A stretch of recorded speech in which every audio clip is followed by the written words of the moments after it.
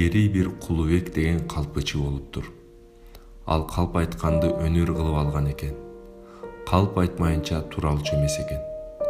Бир күнү түн ортосунда эл кызуу уйкуда жатканда ишикке чыгып, үнүнүн болушунча «Малга карышкыр тийди, эл журт, жардамга!» деп кыйкырат.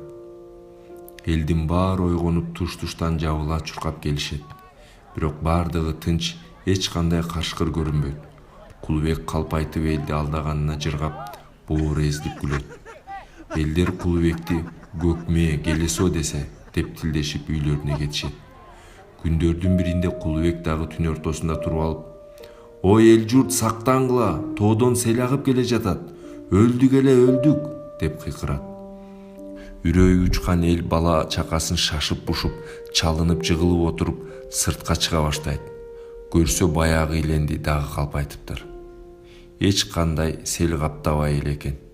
Кулубек болсо элди алдаганынан кубанып, ыкшып күлүп отуруптур. Кулубектин бул жоругуна ачуусу келген эл аны сабамакчы болушат.